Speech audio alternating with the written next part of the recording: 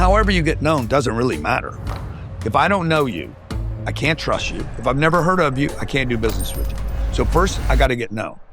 The question is, he's handsome, he's got money. You can't help but be intoxicated. He's got that southern twang. This man's just a walking ball of success. Grant Cardone. I was broke. My credit was bad.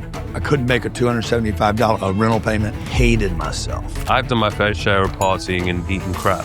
But the thing that always kept me on the straight and narrow was just always going to the gym. That prevented me from going down a darker path. This idea that you got to hit bottom to recover is not true. When I was 31 years old, I started having some money. Took the money I had, boom, dumped it into a couple deals. And that was about $5 billion of real estate ago. Okay, I just made more money on one deal than I had made since I was 12 years old. This is my path to create wealth. What do you want to be known for? What do I want to be known for? I mean, I think I'm going to be known.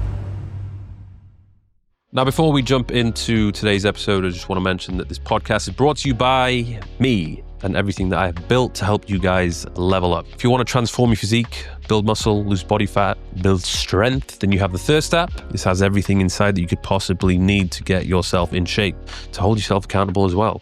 I also have the digital playbook, which is a step-by-step guide to help you guys build a following, monetize the following, and also build a strong personal brand. This is everything which I have done over the past nearly 10 years to allow myself to live a life of financial freedom and also geographical freedom. I can basically do whatever I want.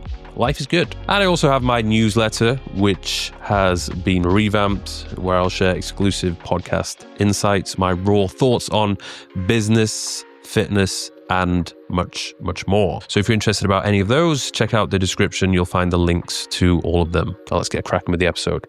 Would you say that sales is like one of the number one things that you need to succeed? No. Not. I mean, I would have said that then. I would have said at 34 years old, I'd been like, you have to learn sales. But if I was to do it all over again, I would not do it the way I did it. Yeah. I would become a marketing person first. Probably wouldn't even do that. I would be an investor. If I was 34 years old, I would skip everything I did the first 20 years. And I would go straight to investing. But if I had to do what I did, I would put more emphasis on marketing and less on becoming a sales master. I didn't have any money to market though, and there was no internet. Imagine there's no Instagram, no YouTube, no Facebook, no LinkedIn, no TikTok. Completely different then. There's no phone, bro. Yeah. Okay. You don't have a map on your phone. You can't plug in a location. There is no Siri or directions, or everything's from a book. So like, you're driving down the road. There's no GPS. There's no nav systems. You're driving down the road and you're looking for addresses while you drive. Yeah. Out of a book. So, there was no search. I couldn't find, when I went to a company cold, I didn't know Mike owned it and Brenda worked there. I didn't know anything. You're going in completely blind. Today, you wouldn't have to do all that, Yeah. Today, it's much easier to get rich today. Yeah, I would agree. Even for me, I grew up in a time when there was no social media. In my teenage years, I think the only thing we had was like MSN Messenger. That was like the thing that people were using to communicate. Yeah. And when I got into one-to-one coaching, there was no online coaching. There was no become a fitness influencer. It was literally just, okay, you're a personal trainer and that's it. And then like in 2015, 16, it started to change a little bit. That's when I started my YouTube channel and then focused on that, and then everything completely transformed. Yeah. And then now, you see people who are going to the gym 18, 19 years old and are already making crazy money. Yeah. Just from building brands. Yeah. So for you, I wanted to talk a little bit about, in the mid-20s, you went through a period of transition. Yeah. Because it was a time when you were not on the best road. Yeah. No, from 15 to 25, I was using drugs every day. Yeah. Not proud to say that, but definitely proud that I overcame it. And every day, bro, like it was terrible 10 years of my life. And I tell people that story and then they're like, yeah, but that's what made you. No, wrong. There's no upside in that story. There's no hero's journey or, that built character. No, it didn't. Like it was a complete waste of 10 years. Started with weed, ended up with everything, whatever drug you had, I would use. And for anybody listening, there's zero value. Nobody beats drugs. There's no drug you beat. No addict starts as an addict. Everybody starts recreational. Nobody starts with the intention of, I'm going to become a drug addict. Elvis Presley didn't. Michael Jackson didn't. And nobody beats it, by the way. There's never been a victor over drugs. So, it was because I was 15 years old, didn't have mentorship, didn't have guidance, didn't have the right track, had tremendous potential, a lot of energy. But I was bored. I hated school. School was very easy for me. So it's like, they give me homework, boom, I can do that. And then it went from school was easy for me to, I don't want to do school. So my grades, I just didn't pay attention. Just got the minimum grade to get out. And then my community kind of forced me into college, telling me that was the way to go. So I did that. Yeah, same with me. And that was more drugs and more alcohol and more of just. So were you partying or just zoning out? Yeah, it wasn't really a party. It was like, I don't look back on that time and say, oh, we were partying, right? Dude, we were killing ourselves. Like, I overdosed 3 times. Oh. But saved. My mom walked in twice and got me out of a overdose. Another person saved me from one. 3 of my buddies got killed. I mean, this was a terrible situation. This was no longer recreational. Had 70 stitches put in my head and face from being pistol whipped. And because I was around the wrong people. Yeah. And for anybody out there struggling with the deal and you're like, yeah, I got to hit bottom, understand that there are many, many bottoms. This idea that you got to hit bottom to recover is not true. There's a bottom. There's another bottom. There's another one. There's another one. Trust me, you'll just keep finding bottom. So you don't need to wait till you hit the bottom. Just admit you got a problem. Go get help. Get away from the. You got to move yourself out of the. If you probably don't eat much sugar, I can tell the way you all leaned up. Well, I've had my phases, especially in my 20s. Like, I've done my fair share of partying and eating crap. Yeah. But the thing that always kept me on the straight and narrow was just always going to the gym. Yeah. Like, that was the non-negotiable. Yeah. Like, even if I would wake up and I'd been out all night drinking and partying, I would still go to the gym. Yeah. It was like the punishment. Yeah. So that always that prevented me from going down a darker path. Yeah.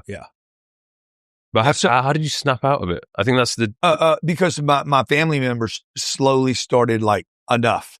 Yeah. They started stepping away. The people I loved the most and that loved me the most started saying, I'm done. Mm-hmm. And then finally my mom was like, don't come back here. And she was willing to sever. Mm-hmm. And I was in treatment 2 weeks later. She was the one. Yeah. I hated myself, dude. Mm-hmm. Absolutely. I was broke. My credit was bad. I couldn't make a $275 house a rental payment. Hated myself. It's interesting because I would have thought that from a very young age you would have been on that mission of becoming someone and wanting to make money. Dude, when I was 8.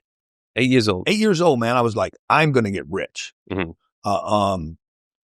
Because I was looking around, everybody that had control of the environment had money. No, people that didn't have money didn't have control. So my dad had all the money coming in. What was industry? He was a stockbroker. Okay. And I mean, he did a lot of things, but at the end of his career, he was in the bull market in the 1960 bull market. And,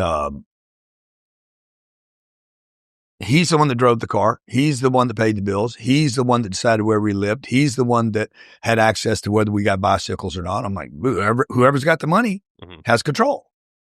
And I want to be that guy. It wasn't the money I wanted. It's the control I wanted. I wanted to be able to make the decisions on when people got things. Yeah. And then my dad gave me, I remember I tell this story about a quarter. My dad gave me a quarter. And he only lived till I was 10. So I would lose him a year and a half later. But I'm 8 years old, 8.5 years old. He wants us out of the house because he's having drinks with his friend, Dr. Care. And Dr. Care had money. This is back in the 60s when doctors were rich people. Yeah. Not so today. And so he gives me and my brother a quarter. Okay. It was a big deal, bro. I was like, I'm a baller, shot caller, And so go to the store, and we can walk to the store like 3 blocks. This is back in the 60s when kids could walk down the streets by themselves. And we walk to the store, and I'm flipping my quarter, got all my swag on. I'm like freaking, I'm pre-Kanye, right? And dude, I flipped the quarter, and the quarter falls out of my hand and goes into this big manhole. No. And I lost the damn quarter.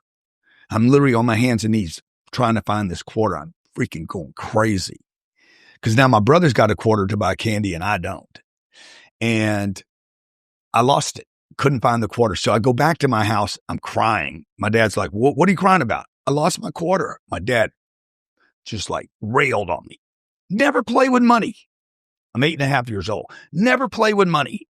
And I was like, oh yeah, okay, yeah, don't play with money again. Like that hit me so hard. Mm-hmm. And then my grandfather grabbed me. My grandfather was a gambler.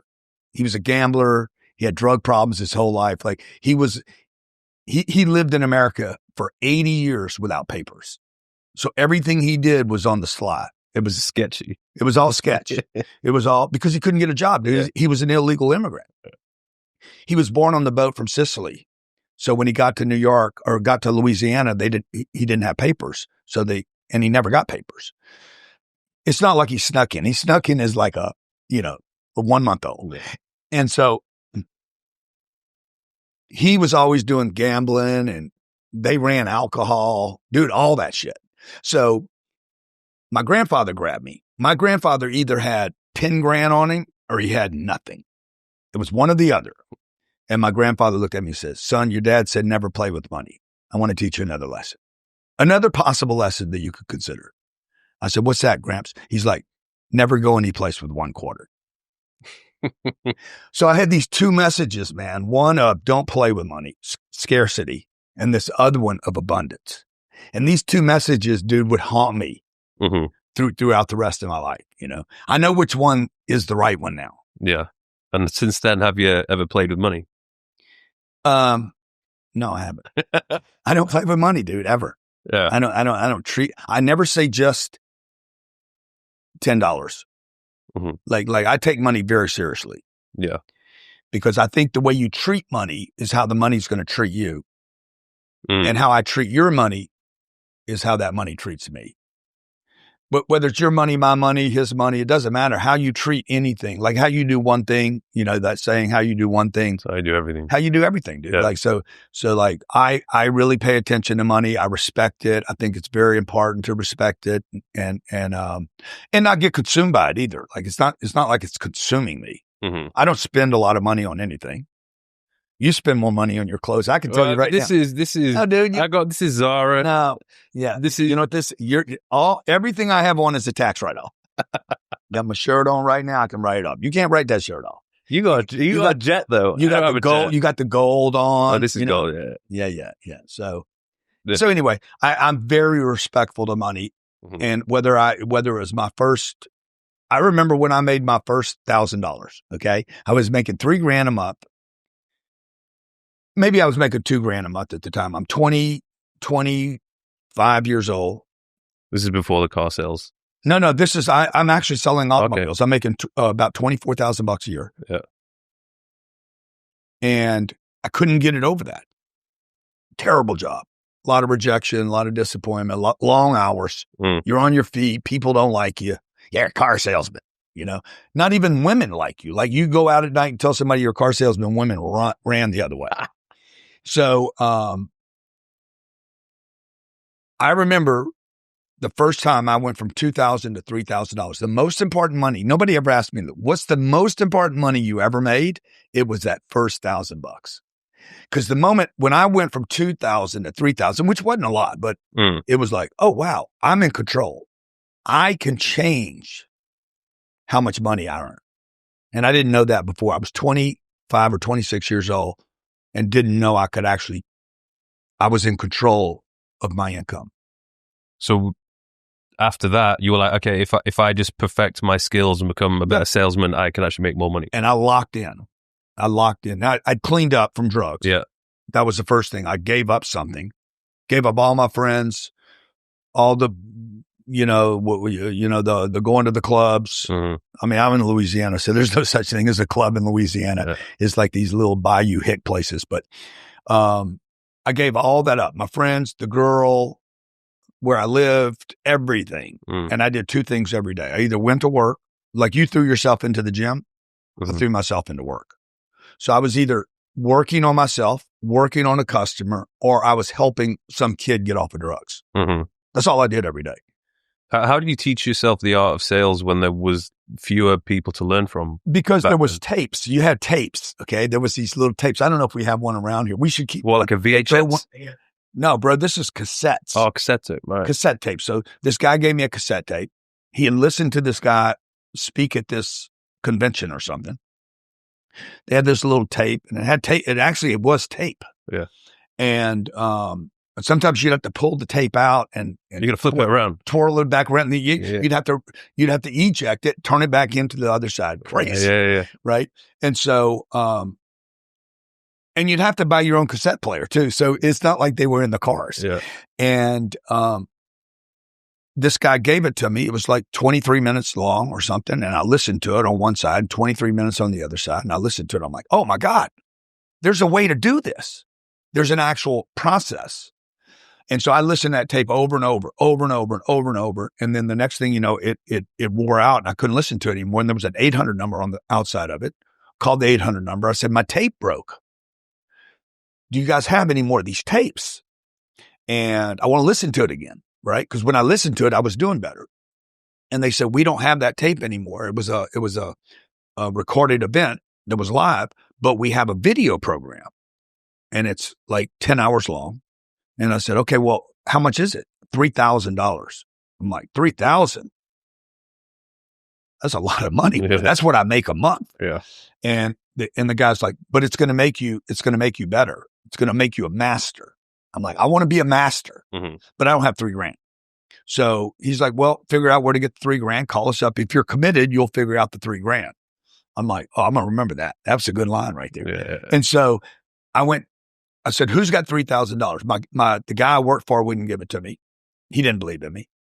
I had no friends that had $3,000. So I went to my mom and I said, can I borrow $3,000? I'll pay you back. I'll pay you $300 of interest or whatever you want. She's like, I don't want interest, but don't use it on drugs. Yeah. Cause I was like 2 months out of a treatment center. And she's like, promise me you're not going to use this on drugs. I said, I promise, Mom, this is what I'm going to buy. It was so humiliating, dude. Yeah. She probably had little faith in you at that point. No, but I didn't have faith in me. Yeah. Like, she shouldn't have had faith in me. I had let her down for 10 years. I'd let my brother down for 10 years. I'd let my sisters down for 10 years. I'd let my employers, the people that, I went to school with that thought I had potential when I was 14 and 15. I let all those people down. So I had to clean that up. I had to go back and fix the mess. But first I had to fix me, right? So anyway, I got they were called Betamax, big giant tapes.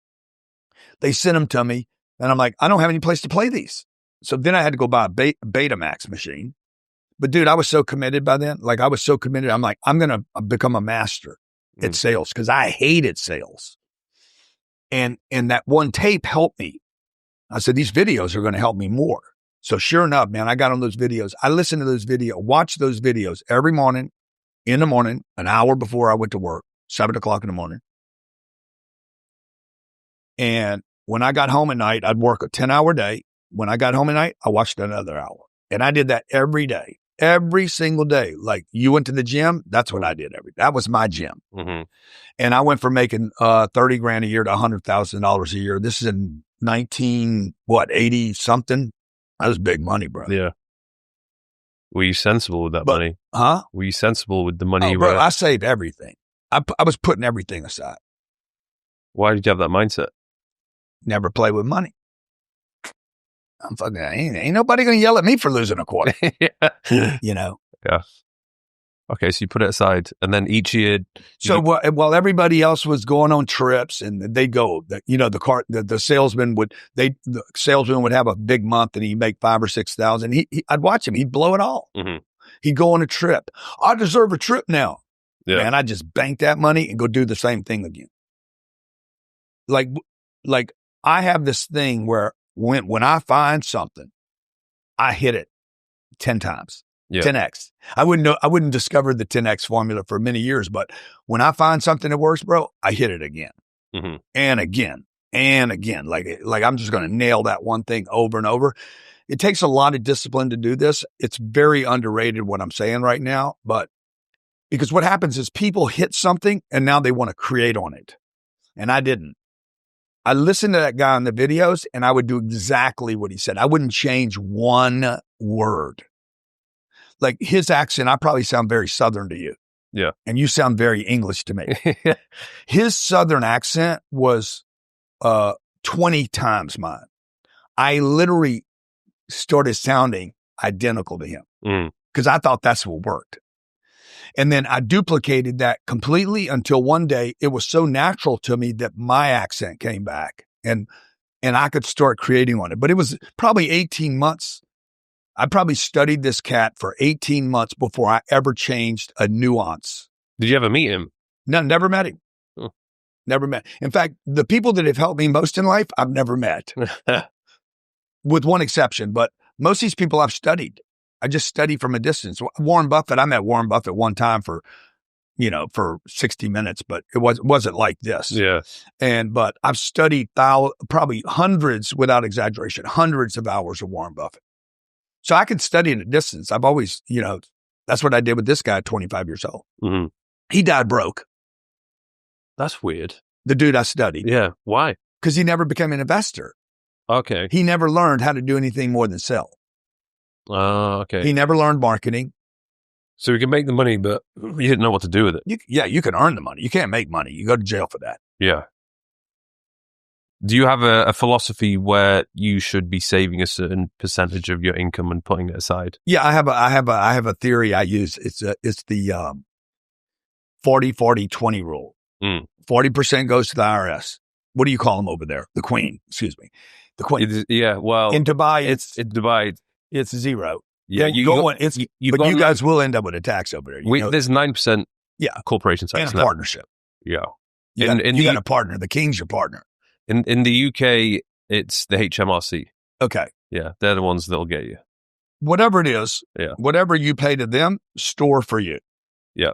So you're paying them 40, you store 40 for you. I'm going to use the word store rather than save, and you live off of 20. Okay. So if you make $100,000, you live off of 20,000. You store 40 for the Internal Revenue Service. I'm going to go back and get that. I'm going to get it back because of what I do with this other 40. Because I'm not going to save this money. I'm going to use this money to make investments. And these investments are going to offset that 40 and I'm going to get it back. The IRS, I'm going to get that money back later. Yeah. Or the taxes later with my investments. Yeah. So I'm going to operate like a corporation, even though I'm an individual. Like all these big companies, they're not paying taxes. They're not paying them in England. They're not paying them in Ireland. They don't pay them anywhere, all around the world. There's tax hacks everywhere on planet Earth, but the hack does not come from spending money or improving your lifestyle. It always comes from moving the money from earned income to some investment that pays you passive income. Mm-hmm. So like I was broke at 25. By the time it doesn't take long to do this once you put your head down. By the time I was 30, 5 years later, I was broke. No direction, no guidance, no connections, no credit, nothing, no banks.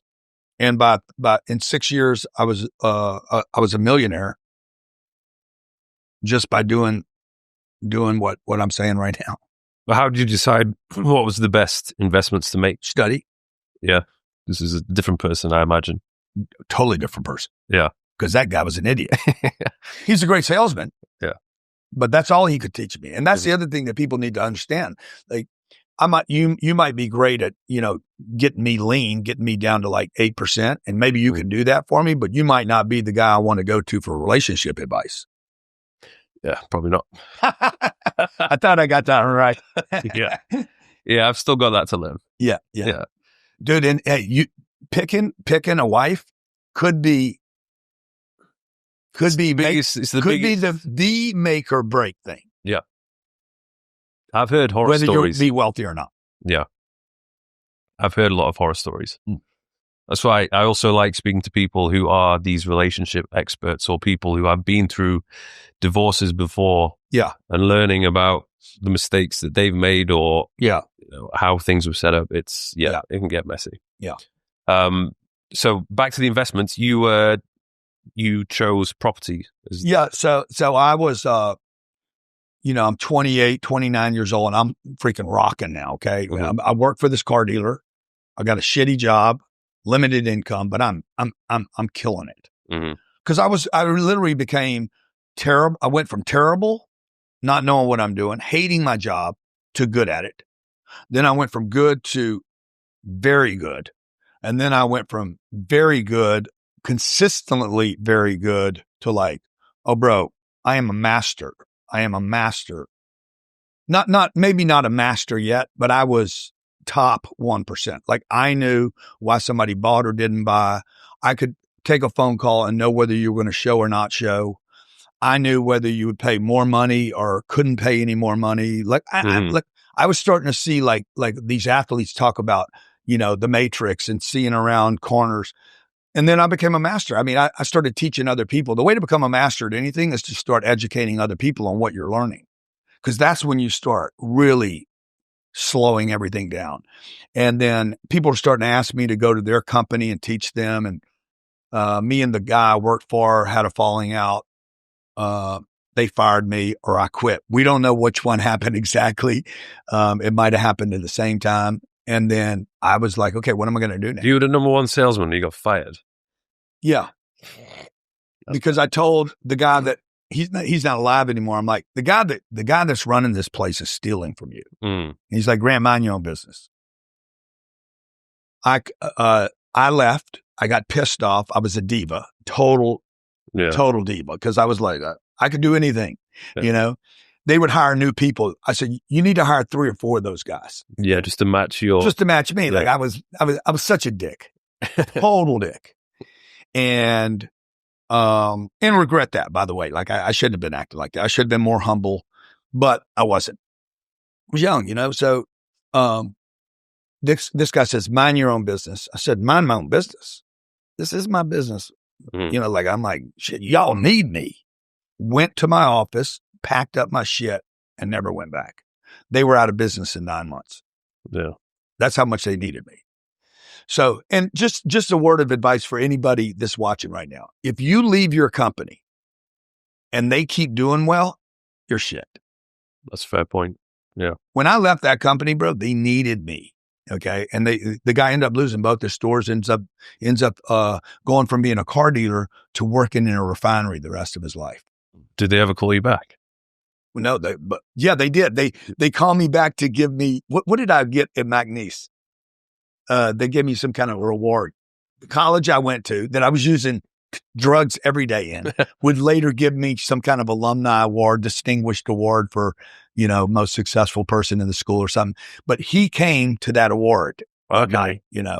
And then I would go on to become a consultant for about 2 years to the auto industry, and went around the country and Canada, teaching what I had learned for those 5 years. Yeah. And just 5 years before that, I hated my job, which is crazy, dude. I went from hating the job to having people pay me to teach the thing that I hated. Mm-hmm. So sometimes, the thing you hate is where the real opportunity is. Yeah. Is the game of sales changed over the past few decades, or is it still the same principles apply? No, I mean, somewhat. The reason I hated sales so much was, 1, I didn't understand it, and 2, when I started studying it, it was really trickery. Mm-hmm. You still hear a lot of this today, a lot of manipulation. Don't give them information. There's a lot of trickery in it. Oh, match there. You sit like that. I should sit like this. This is all bullshit, bro. Complete. All this neurolinguistic stuff is all bullshit. Okay. You say something, I should talk like you, mirroring. I don't want to do all that. You're losing the effectiveness of who God made you to be. Mm-hmm. If I try to match you right now, I got to sit like that. I got to have my elbows here. That's going to make you more comfortable. I'm spending all my time trying to figure out who to be rather than being myself. Mm-hmm. So I think I think sales today is more about being transparent, very efficient with people's time, initiating issues so you're not embarrassed to ask about them, literally knowing what your objections are before you actually voice an objection. Like I would tell you, Mike, there might be 3 reasons you wouldn't do this right now. Could be the money. It could be the product's not right for you, or it could be you need to check with somebody else. Or any of those 3 right for you? Yeah, dude, I need to talk to my wife. The price is too high, and I'm not sure of this color. I don't think she's going to like it. So what I'm doing is pulling out rather than trying to trick you into something or match you. So yeah, I think also with the internet,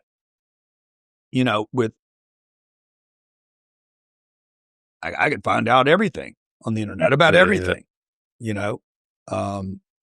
so people have to be much more savvy today, but more importantly, I think people need to be sure that they're being much more honest and transparent. Yeah.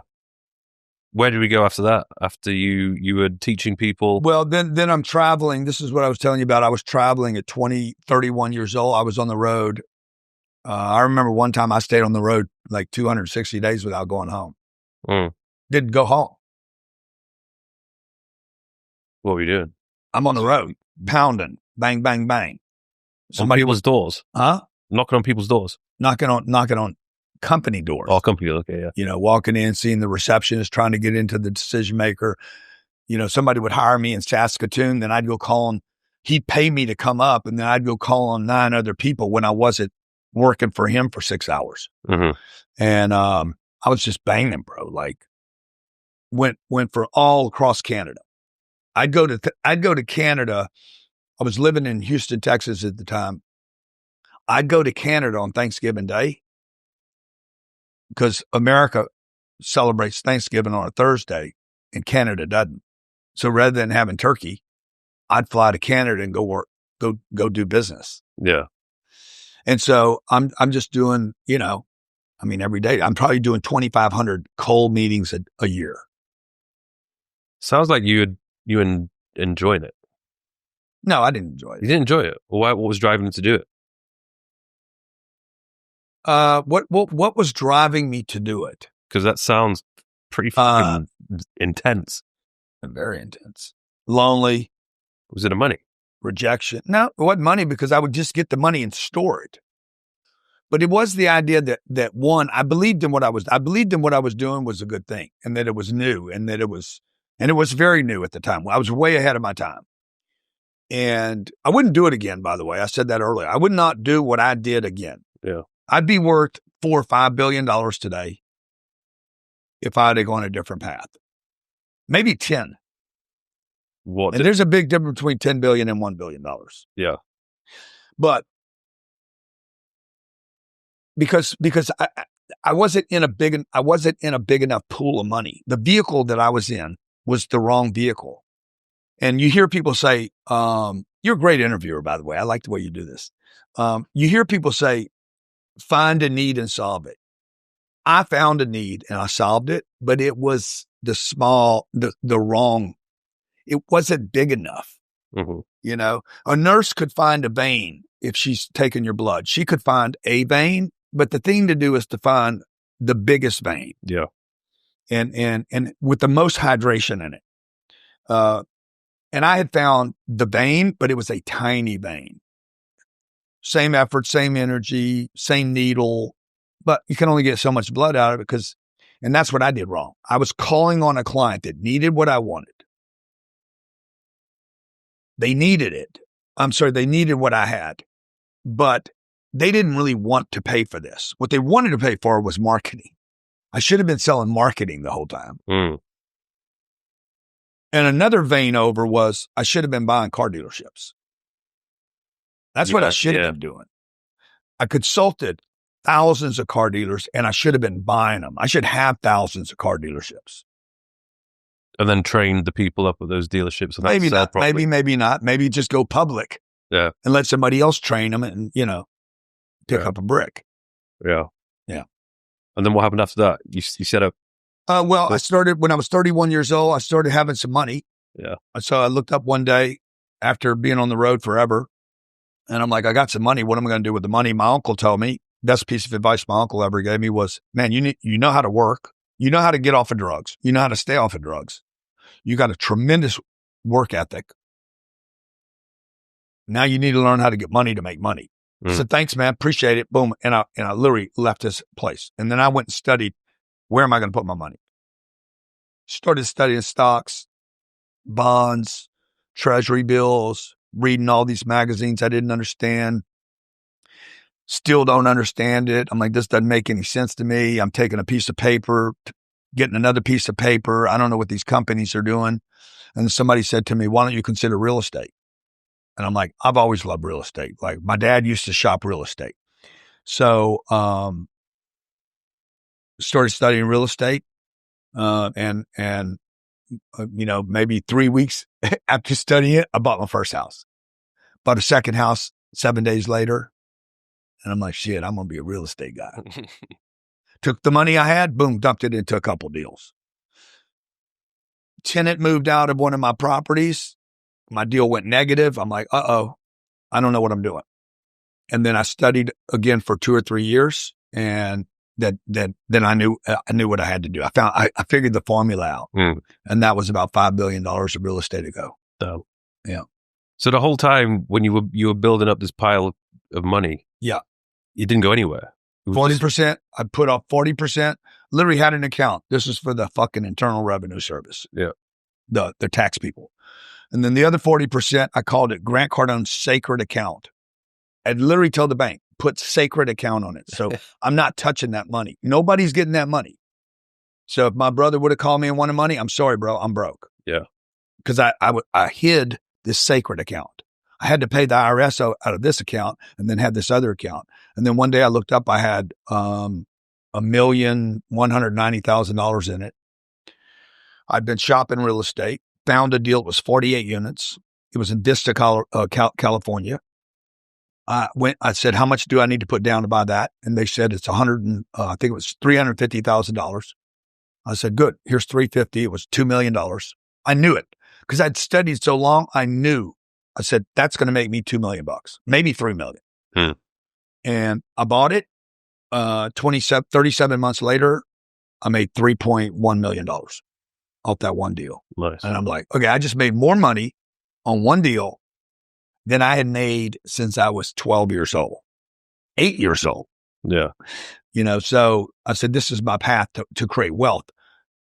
I didn't stop working. I just kept working because to me, these people that I was calling on were funding my real estate activity. So I bought 48 units. 30 days later, I bought 38 units. 60 days after that, I bought 92. I had, by the end of that year, I had 500 units in San Diego, California, in 1995, dude. I mean, it was like, I'm going to get rich. Does that accumulation of more units come with more work, though, and more stress? Because you said you were working at the same time, but doesn't the management of all of that? The real estate investing was not stressful at all. The real estate investing is the least stressful thing I've ever done in my life. Really? Yeah. It's knocking on the doors. It's driving to the client. It's the rejection and the disappointment. And, hey, man, I'll be there at 3:00. I'll be there. I remember I called on a guy in Phoenix, Arizona. Total dick. He hated my guts, but he agreed to the meeting. I knew he didn't like me. And finally got the meeting with him. I'd been wanting this meeting for like 3 years. I'm like, oh, I'm going to get this guy. He's big. He's a big guy. Had a lot of money. Yeah, Grant, I'll see you at 3:00. Come on in. Okay. 3:00. I'm there at 3:15. He can't see me. 3:20. He's not. 3:30, 4:00, 4:30, 5:00, 6:00. He walks out of his office at 6:00. I waited 3 damn hours. And he's like, Grant, I'm sorry. I can't see you today. I'm like, bruh, fucking brutal. Yeah. Like just drag me, And, hurt, bro. That shit hurts, Now, when I fly into Phoenix now, he sees that big bird. I'm like, hey, fuck you. And he sees me too, dude. Yeah. Now he's like, God damn, man, what you've done's amazing. Yeah. And I'm like, yeah, you the motherfucker you dragged me that day. But anyway, that could hurt you, that could break you, or that could make you. Mm-hmm. And so like those kind of things, my whole life, I've learned to convert those things to like, that needs to be fuel, man. Not in a negative way. You know, it needs to be fueled like, okay, like don't make him, you know, don't give him too much power in that. Just like, okay, you're not big enough to get his full attention now. It's not his fault. Yeah. You know, I've been there a few times as well. Of course, everybody has, bro. You know, rejection is way less painful than being ignored. People always talk about rejection. Rejection is not the pain point. It's being ignored. And everybody's going to be ignored in the beginning. Mm-hmm. If you're a great actor or a ball player or whoever, dude, no matter who you are, you will be ignored. I mean, unless you got some lucky kind of like, nobody in the beginning, they're not going to hate you in the beginning. That you're invisible to the whole world in the beginning. Yeah. Unless you're great looking and you're built like you know, and then everybody's like, oh, well, what's he got going on, right? But for most of us, you know, we're just going to be ignored. Yeah. And then once you come out of being ignored, then comes the criticism. Then they're going to make fun of you. Mm-hmm.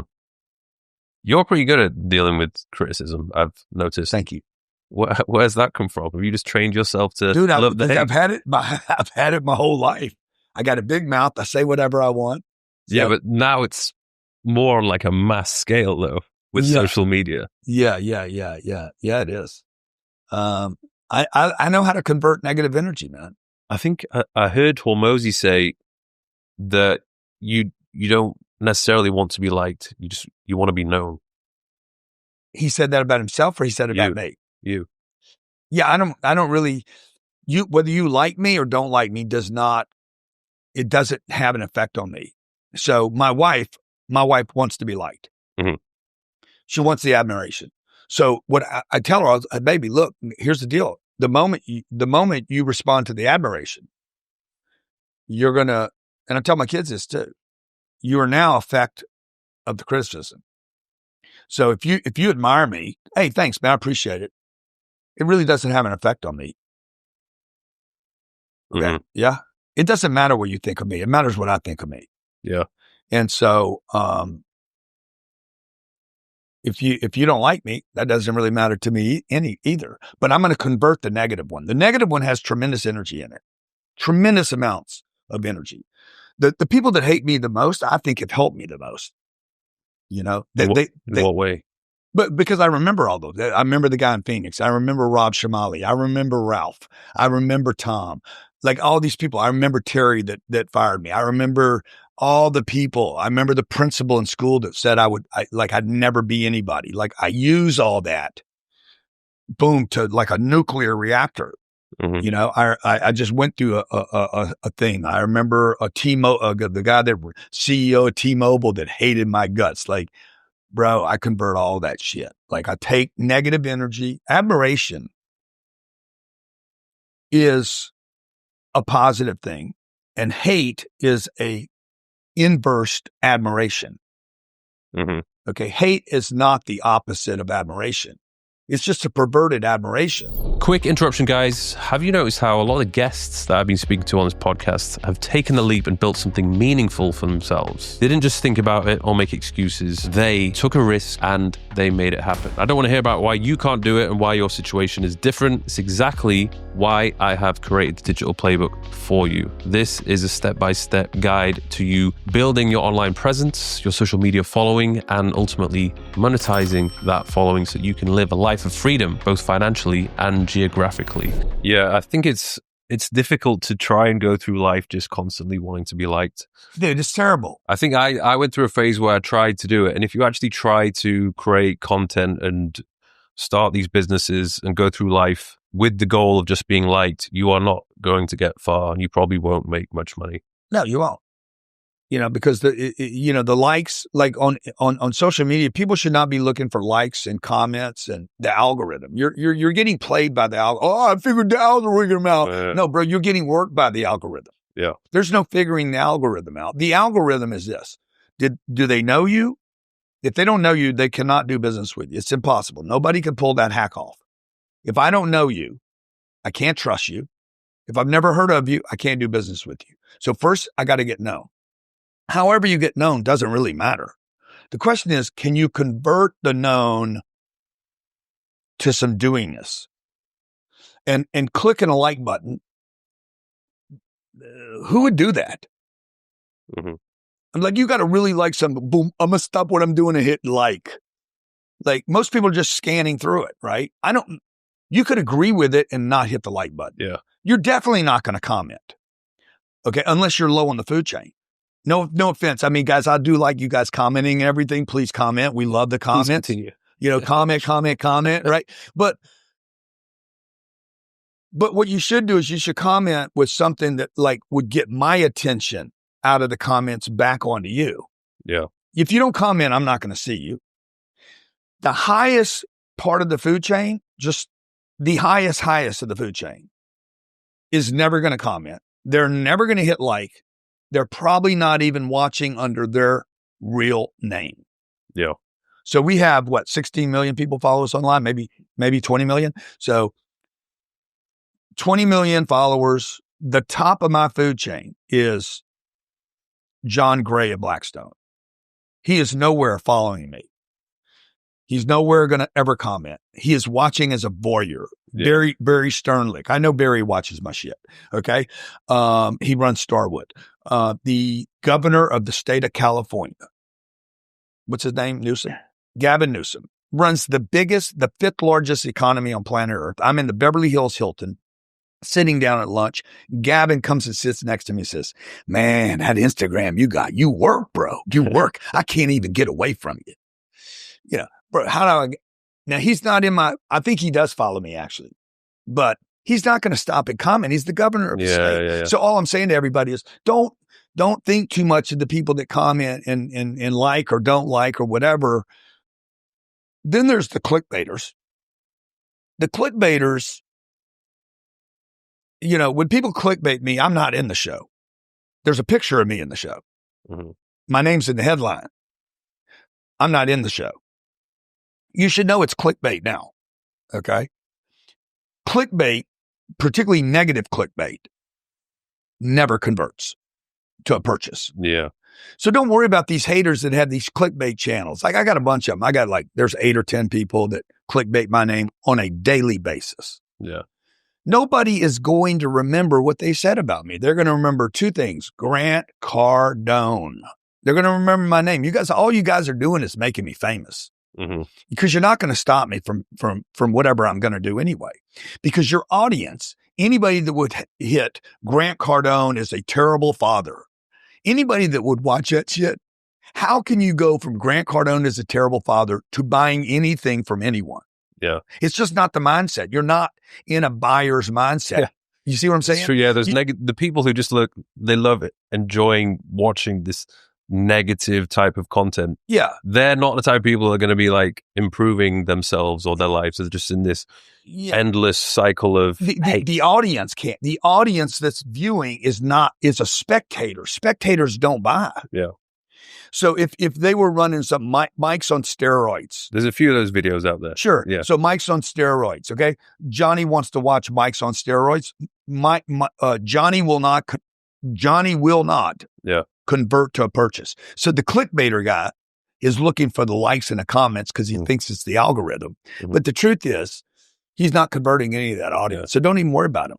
And don't try to block him or stop him either, by the way. It's great press. Yeah, I just get more well-known. Yeah. Has there been any comment which has stood out to you that has got your attention from somebody?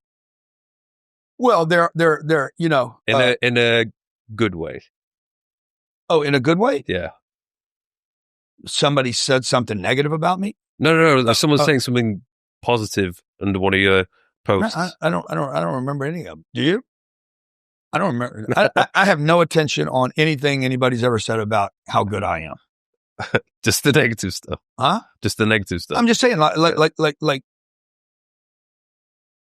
Thank you, but your opinion of me does not change. The only person that I care about how I feel about me is me. Yeah. I want my kids to love me, but I can't make that happen. I mean, I need to like me. Mm-hmm. And what you think of me is whatever, dude. I'd love for everybody to like me. Yeah. But your stories like that girl with you, man.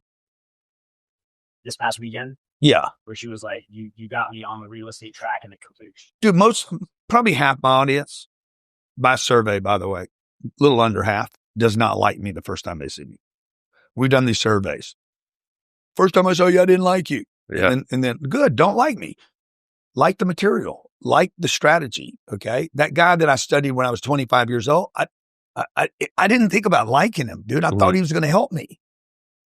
Yeah, people don't like when people come across just telling them the harsh truths. Yeah. And the way things are. And you have a particular approach of doing it. Yeah. But you're not there to try and make people feel good.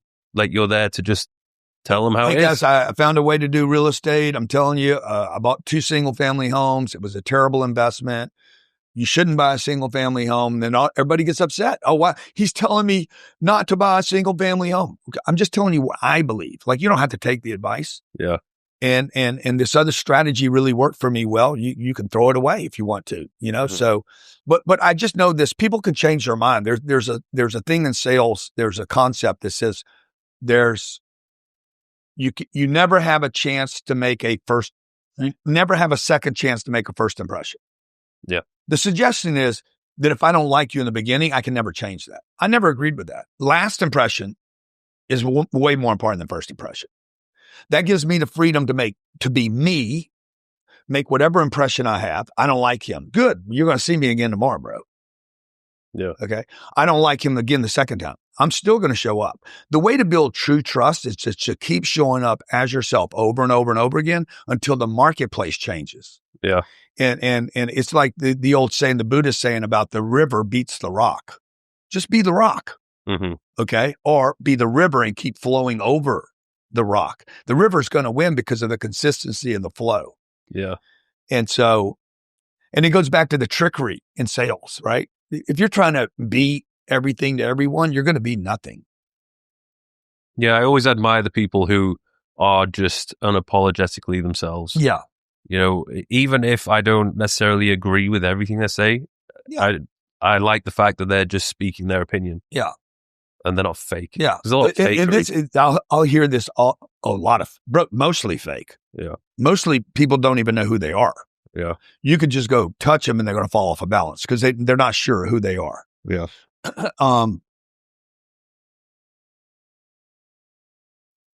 What was I going to say? These people that don't like me in the beginning, it's like, okay, well, whatever. Like, okay, you don't like me. You're not going to buy from me. That's fine. Okay. If my audience is big enough, it shouldn't matter. Yeah. Now if I try to, what do I need to do different? Who do I need to be? Like, man, you can never win this game. The last time I did that, I ended up being a drug addict. trying to make sure everybody liked Grant. Yeah. Tell me more about the 10X. Where did that start? What does it stand for? 10X happened in 2008 when the economy crashes, a global contraction, worldwide recession, deep, long, ugly, terrible. I almost went broke in it. I tried to figure out what I did wrong. It was caused by a mortgage crisis in America. And at that time I had, 500 apartments. Right before the collapse, I sold 500 and reduced it down to 260 units in San Diego. So I had actually gotten away from most of the problems, but my 2 businesses that I had got cut in half. You couldn't sell the real estate, couldn't buy real estate, you couldn't get a mortgage on real estate. My hands were tied. I'm like incapacitated for almost 36 months and almost went broke. And so I tried to figure out what I did wrong. This goes back to my drug days. How did I get in this shit? Got to admit you got a problem, and you got to admit that you created the problem. You can't blame the problem on mommy, daddy, the drug dealer, or whoever. I'm like, what did I do wrong? And I sat at my desk for probably 3 hours, just writing down all the things I did wrong. And it was really difficult. It was a very difficult task to do in the beginning. But then I'm hearing in the background on TV. You're probably too young to remember this, but I'm hearing in the background, too big to fail, too big to fail, too big to fail, too big to fail, 2012, too big to fail. And I was like, I'm too small to make it. I can't make it this small. How big would I have to be? And I wrote down 10X. You'd have to be 10 times bigger. At that time, I had $50 million worth of debt. I'm like, if I had $500 million of debt, would anything be different? And I'm like, everything would be. The bank would be helping me. Okay. And I went and ran in to see my wife. I was newly married at the time, had a baby on the way. I said, I know what I did wrong. And she's like, what did you do wrong? I said, we didn't go big enough. She's like, what's going to happen next? I said, I'm going to get 10 times bigger. We're going to get it 10 times the audience, 10 times the verticals. We're going to have 10 industries, not one. I served one industry. Basically, I served one master. Same time, social media is coming out. Now, like, I got to get 10 times bigger. How? Boom, there it is, bro. YouTube, Facebook. That's all was around at the time. I was 52 years old. You're 52 years old, bro. Like, you didn't grow up with a phone and the internet. So it's all odd shit to you. Yeah. And I started that day. I created a Facebook page and a YouTube page, and that was, 20 million followers ago. We were doing about $2 or $3 million a year. Barely. Like, is it one of those things you figured out for yourself, or did you get a team? No, we definitely figured it out ourselves. Yeah. Mm-hmm. We went from making a couple $1 million a year, but barely, like, and I'm on the road every day to make it. Like, it's painful. I'm pulling teeth every day. To this last year, we did like $750 million. Could crack $1 billion this year. And this is primarily privately held.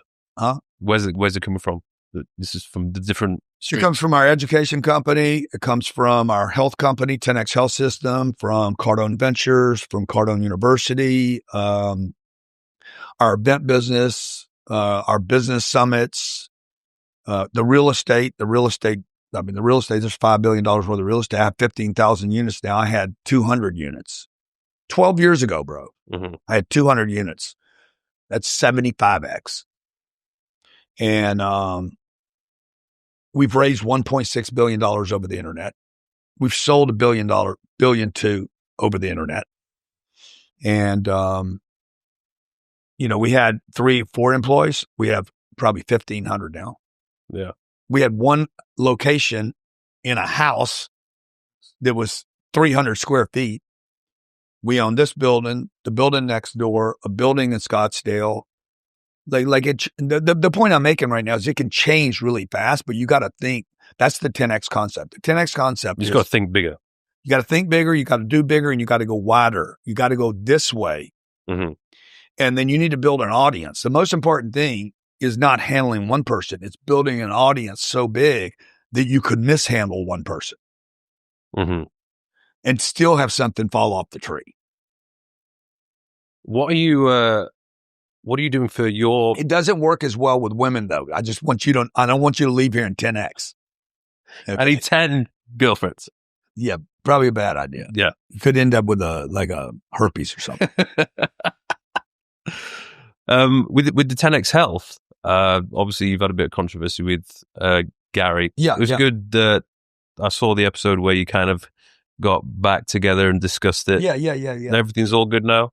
Everything's great, man. Yeah. Yeah. Everybody understands now, do not pick a fight with a guy that won't quit fighting. It's a bad idea, dude. Yeah.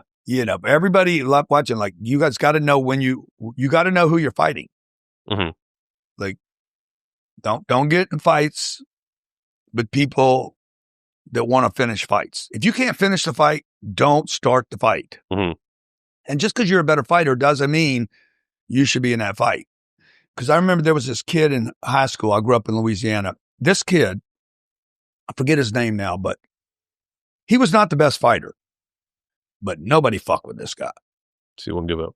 Because when you knocked him down, it didn't matter how hard you knocked him down. He's getting up, and he's going to fuck you up, and you're going to beat him anyway. You're probably going to beat the guy 3 weeks in a row. He went out there.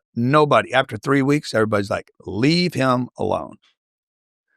So I really learned that you don't have to be the best fighter, but you need to be the guy that everybody's like, don't get in a fight with that guy, bro. Leave him alone. I've been in 5 lawsuits in my life, 3 audits with the IRS. Yeah, I won them all. So basically, don't fuck with Grant Cardone. I won them all, dude. Won the most recent one. Won with a CEO of a Fortune 10 company, T-Mobile, $140 billion company. And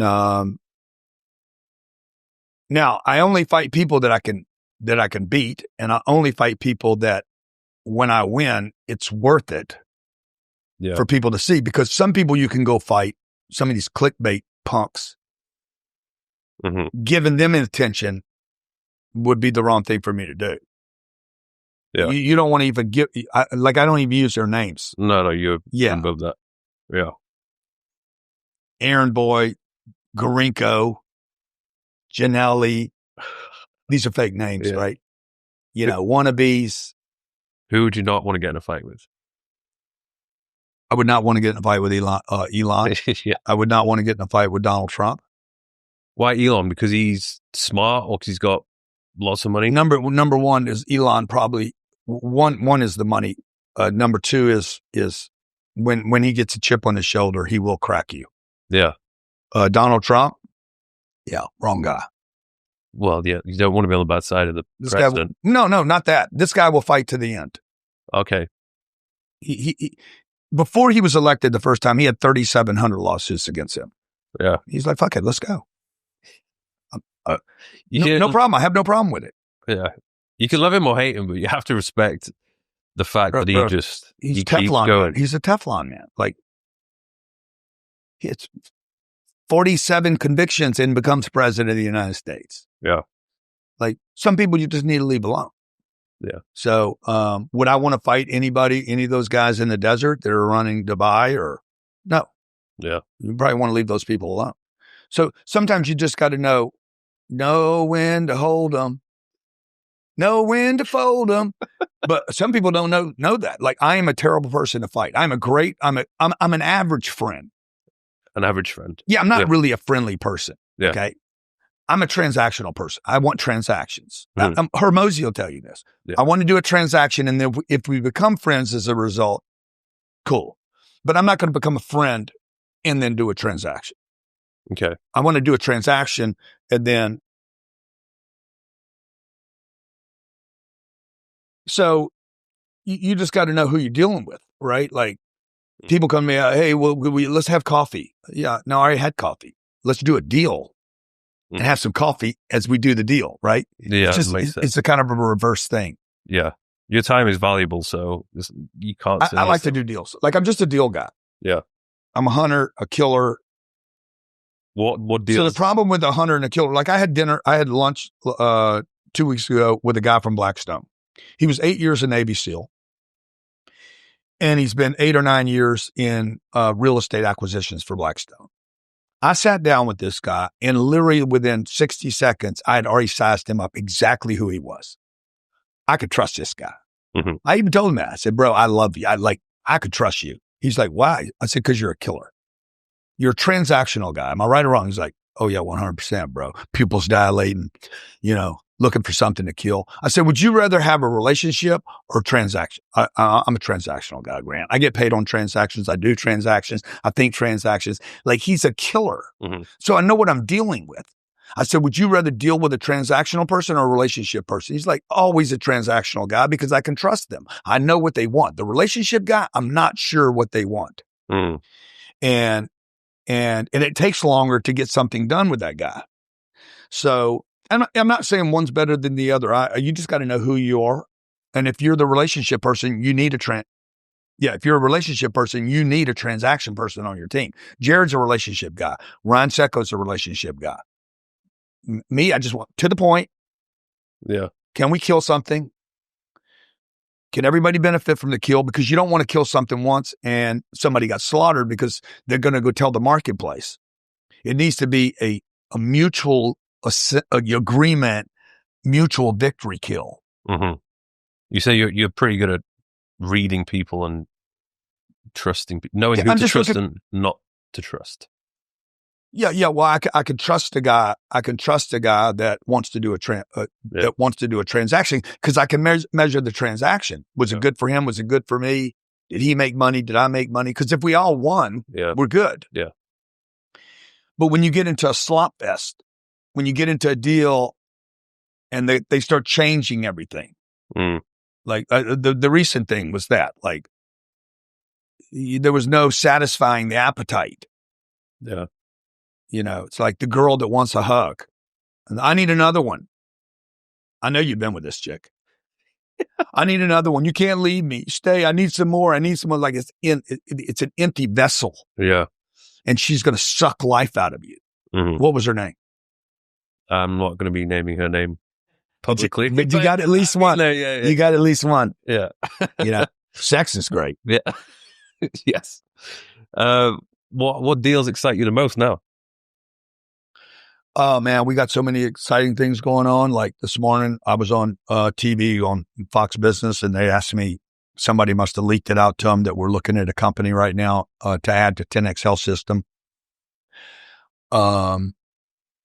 which we are. I can't speak in detail about it, but it's 23andMe. It was a $6 billion company, and they're in bankruptcy right now, so that's cool. We have our real estate fund, Cardone Capital. We've just started our fourth fund. We have almost 50 deals, but the last four had been real estate and Bitcoin.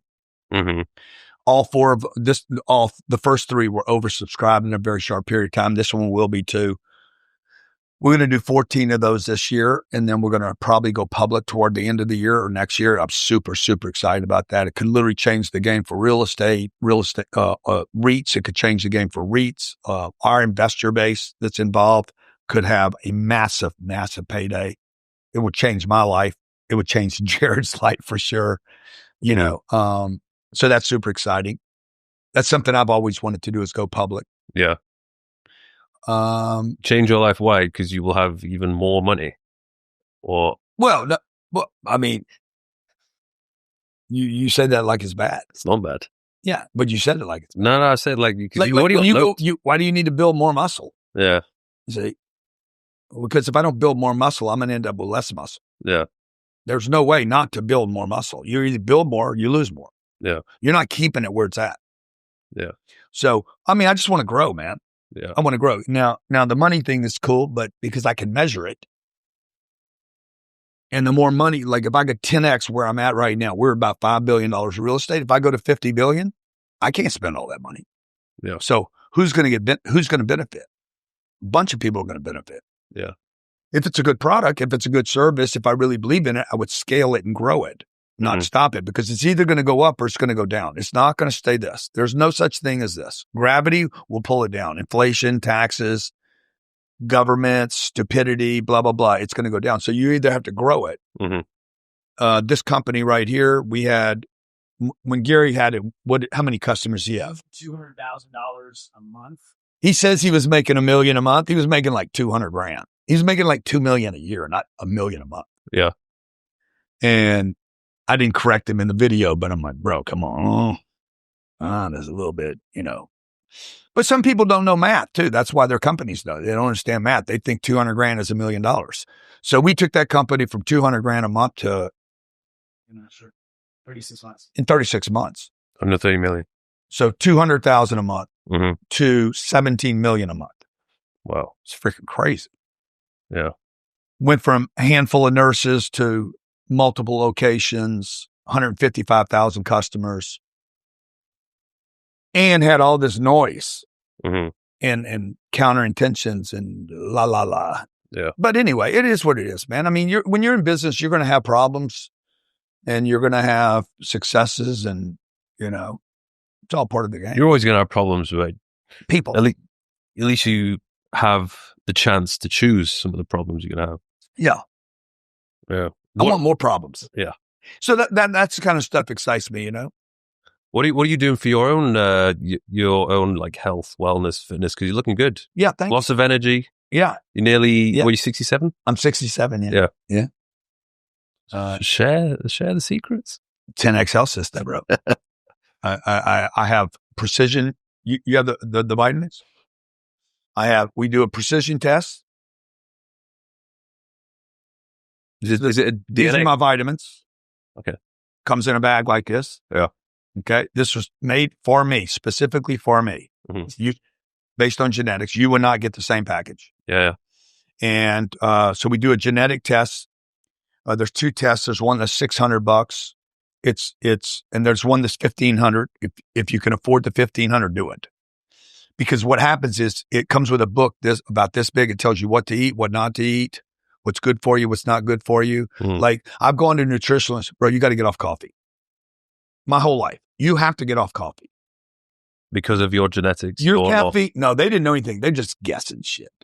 Yeah. They didn't do a genetic test. They didn't do a blood test, a hair test, nothing. So they don't know. They're just like, coffee's bad for everyone. You shouldn't be on caffeine. You are overstimulating your thyroid and your, what's that gland? Your adrenals. You're blowing your adrenals out. I've been told that since I was 26 years old. You're going to burn out. At this rate, you'll never make it. Bro, I've been operating like this since I was 40, for 44 years at this level. Maybe more activated today than I was 25 years ago. So it's going up, not down. And I do this genetic test. One time, you do it one time in your life. Guess what? Caffeine is good for me. Like I could drink caffeine and go to sleep. I could have 2 shots, 3 shots, 4 shots. It doesn't even matter. Espresso, straight up, 10 o'clock at night, lay down and bang. Yeah, I wish I could do that. I can't do that. So this genetic test basically tells you what you can consume based on your genetic breaks, any problems that you might be having genetically. And then we then provide a precision supplement specifically for your genetic code. Does that formula stay the same? Or it can change over time. Okay, your genetics aren't going to change over time, but you can, as you improve, we'll start supplementing that precision. Test with it. Blood work later. Yeah. Okay, good. So it's dialed. Number 1, 10x health. Number 2, I do red light therapy every day. Love cold water. I need to be more consistent with my cold plunges. Not, I don't need to do it every day. I mean, I hear a lot of these guys, including Gary, talk about every day, Dana White every day. I'm like, you could be destroying some muscle doing that too. Yeah. I limit how often I do it. Yeah. The sauna you can go crazy with. Totally. I totally agree. I love dry steam. What about training? Training? I train. The biceps, yeah. There's yeah. What are you talking about, dude? Okay. And by the way, I haven't hit these in a week. Damn. Look at the drop right there. No, I have no bands. Okay. My legs are in good shape. I used to never work legs. Yeah. I've had some injury. I have an injury on this knee right now. So it's been a little problematic how to get in. But you like that, huh, dude? Not bad for 60 seconds, right? It's good. And I haven't worked out in a while. Yeah. I could probably do 15 pull-ups, probably more than you. Oof. I don't think you can do 15. 15 pull-ups? We're talking wide? No, so 15 pull-ups. Yeah, I can. The first set I can. Second set I won't be able to do 15. Yeah. So, well, you weigh more than I do. So, but that's one thing is a 10X health system has really, really helped me. I do methylene blue daily. Oh, yeah. And then hit it with the red light, because the red light on methylene blue after 30 minutes, dude, is like 600x. Eating good. Yeah, Not drinking. Smoke cigars. I'm eating big. I smoke cigars. I drink wine every once in a while when we're celebrating something. Yeah. I don't drink hard alcohol much. Jared drinks tequila. I never overeat. I'm not an overeater. That's a skill. That's one of the main reasons why so many people are fat. They can't. Some people can't. Yeah. Some people just don't have the propensity to overeat, and some people do. Yeah. I do. It takes a lot of discipline to be like, okay, you got to stop now. Yeah. But like, my weakness is chocolates and candies, and I get bored at night. Somewhere between 8:30 and 10 o'clock at night. It's always after 8 o'clock. I'm banging, bro. Like, I'm not even hungry. Yeah. So I got to break that. But the second thing I would say about my health is the thing that anybody can do and it costs nothing, that nobody wants to do, is work. Fucking work, bro. Work is the greatest. Nobody ever talks about the value of work, purpose, intention, goals, targets. That is a food to me. Yeah. And I think that's what God gave all of us to buy. Like, hey, you can work. You don't have to get paid for it. You could sweep. You don't have to, nobody has to hire you. You can work. Like, and I'm a worker. like I have dishes in my sink. I don't have somebody else clean them. I'm like, I'm going to clean them and I'm going to make my bed. You know, I saw something the other day that says, if you make your bed, you have a 60x better chance of being wealthy. Yeah. I'm like, fuck, I can make my bed. Should have made it the same day. I'm like, I'm making my bed. I got a chance now. So, and it makes me feel good, dude. Yeah. You know, it makes me feel good when I clean stuff up and when I pick stuff up and I don't leave the shoes right there. I tell my kids, like, those are your shoes, man. Pick them up. Mm. Oh, what's the big deal? No big deal, bro. Pick them up. It's not a big deal. Pick them up. You know, it's going to make you feel good. Okay, shit, I'll pick them up. And everybody feels good when they pick stuff up. My dad, you know, the last time I did anything significant with my dad, I was about 9 years old. And I remember being in the yard with him. We had this big yard that he had just bought 1 year before he would die. It was his dream house. And we were in the backyard and he was picking up pecans, branches, leaves, and putting them in a bag. And I'm watching him like, dude, he's so coordinated. I'm 9 years old. My body's small, a little skinny dude, you know. I don't know whether to pick up the bag first. You know how clumsy you were when you were a kid? Yeah. Do I pick up the stick first? The stick was too big. All the sticks looked the same to me. Where do I get the pecan? Oh, I need the pecan saved over here. The leaves are dirty. I don't want to touch them. But my dad was like, you know, I'm like, oh man, work. You got to learn how to work. And, you know, unfortunately, schools don't teach people how to work. They teach kids how to remember stuff. Yeah. And I think work is one of the most underrated health benefits in the world. Yeah. Imagine if you just retired now, just stopped working. I'd fucking die. Yeah. I'd be so miserable. Yeah. Because my dad is supposed to be retiring this summer. And I always ask him, like, what are you going to do? Yeah. Because he likes to work. He loves to work. He's an insurance broker. He's going to be miserable. Yeah. So I was thinking, like, how are you going to adjust to this? You're going to have to do something to keep you busy. He's going to be miserable. He's going to go into depression. He's going to go into a loss of purpose. He's going to start feeling like, you know, who knows?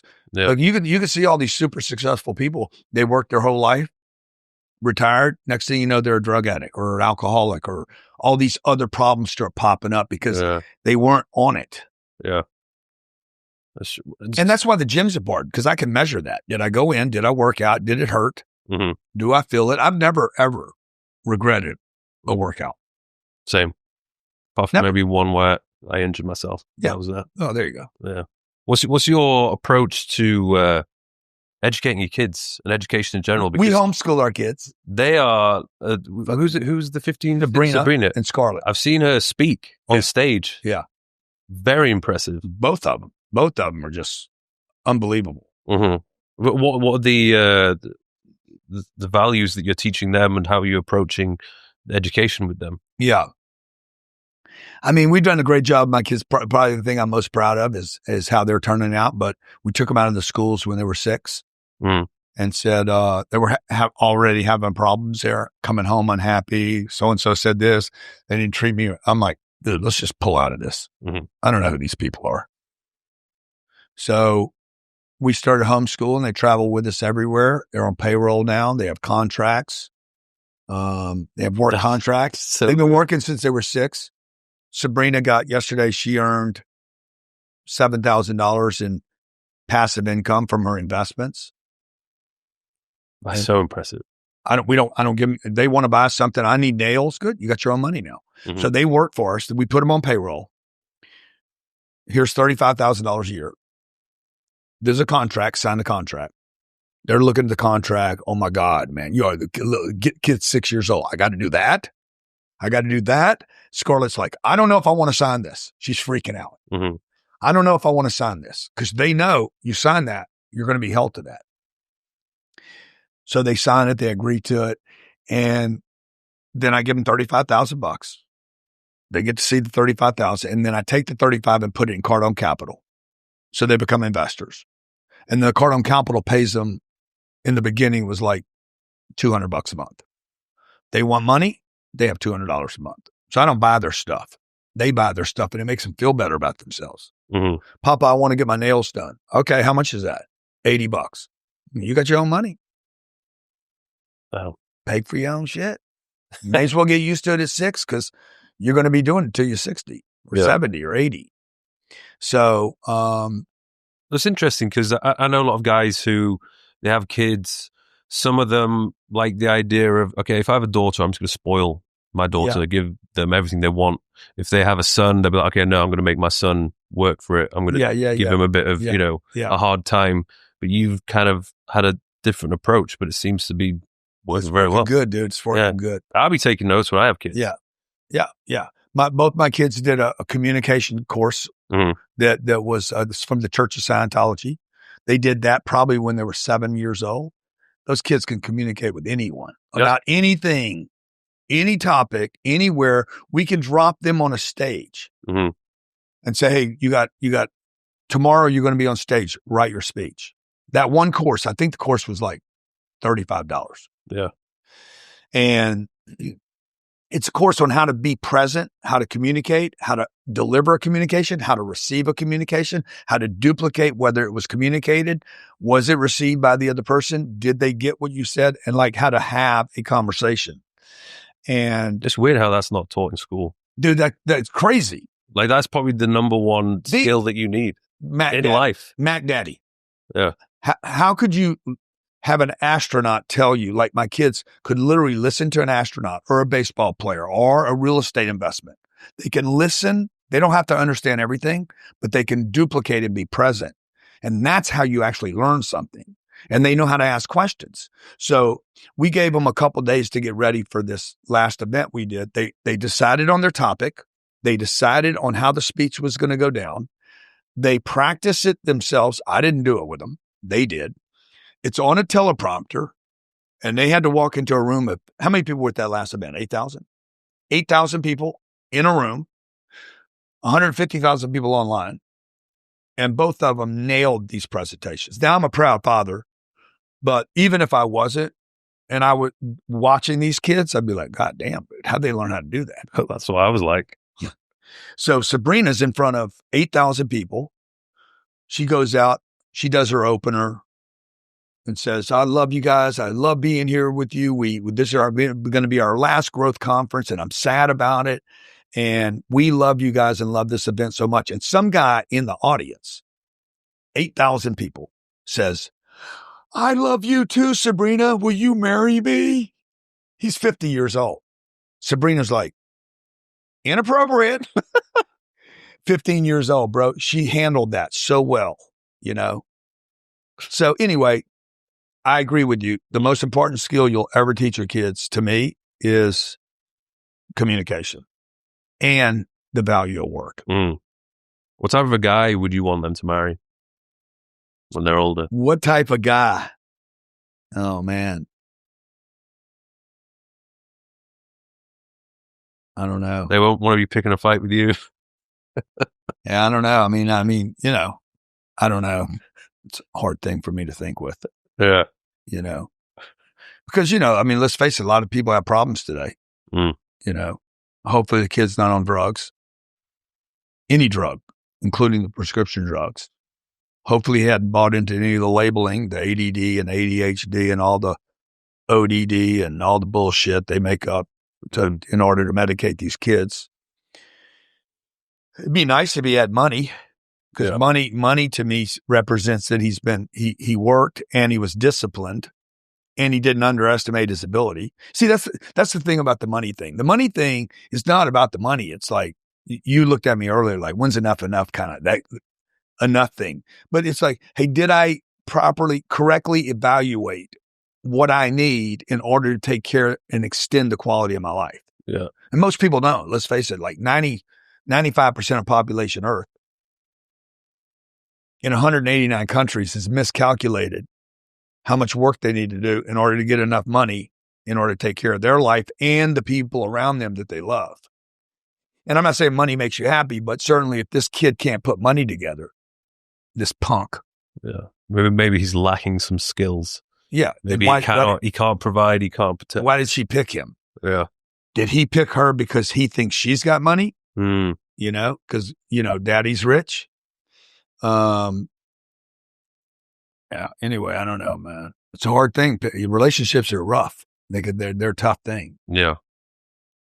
How have you managed to keep it strong and solid with your partner? Like, ebbs and flows and growing and communicating and trying to stay on the same page. Staying on the same page is hard because she might have a different interest at some part of her life. When we were having babies, bro, everybody knows what the game is. The game is take care of the baby. Like both husband and wife know, got to take care of the baby, got to take care of the baby. So then as the kids start, okay, they're going to be leaving, then her interests change, my interests change. It's a bizarre kind of flow of partnership, right? It's like a partner in a business though. Yeah. Like I had a partner years ago, that he was super hungry in the beginning for 10 or 12 years. And then something happened and he wasn't hungry anymore. And I was hungrier. And so now I'm in a partnership. We were mutually hungry. And now for whatever reason, his appetite, diminished and mine became bigger. So you got two guys that I just want to keep killing stuff. And he's like, man, I'm good. How did you resolve that one? We just kind of let that thing happen, let him do what he wants to do with the business. I stay out of it. It's still there, but it's just on life support. It's weird though, because when you partner up with somebody 10 years, 20 years later, they could be a completely different person. Totally. But you have no idea. No contract will resolve that, by the way. There's no legal contract. There's no fix.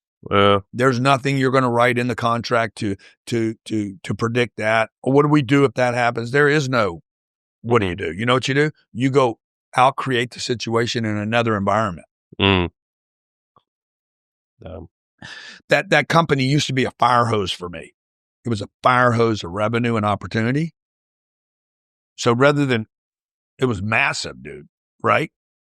So rather than me trying to make it a fire hose when it became a garden hose, I just went and started other fire hoses. Yeah. And I didn't compete. They don't compete with him either, by the way. I didn't go like, okay, I'm going to prove him wrong and I'm going to get a competitive company. And we didn't fight. We didn't argue about it. I just went and created other things in other spaces. That's that 10X mentality. Like I had one hose. I'm going to go get 10 hoses, 10 partnerships. So I got 10 drips. Yeah. Because all these drips are going to fail. Everything you go into is going to end.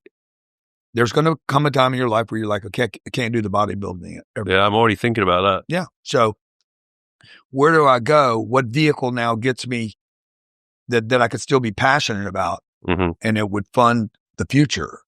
Yeah. What do you want to be known for? What do I want to be known for? I mean, I think I'm going to be known for helping a lot of people. I've helped millions of people. So I think I was at a Horatio Alger Award, and then I heard somebody say they had gotten the Horatio Award for basically it's an award for going from nothing to being very successful and then helping a lot of people. And there's also a Norman Vincent Peale Award, and there was some other award. Another group does something similar. I'm like, I wonder if one day they're going to do the Grant Cardone Award, for kind of a rags to riches story. But I'll be hopefully people will remember me for helping a lot of people. People I don't even know, by the way. My dream is that somebody in 40 years sees the kids and says, I knew your dad, man. He helped me a lot. That'd be super cool to me. Yeah. Or maybe you meet Sabrina in 20 or 30 years and you tell her about this interview today. That's like, that's super cool, wealthy. That's a wealth moment for me. Yeah. The other thing is, I would love to be known for changing the financial system. This is one of the things we're trying to do right now. So there's a bunch of stuff that I think is very unfair. So if I could have some kind of influence on that, maybe there's the Grant Cardone law, that makes accredited and non-accredited investors treated identical.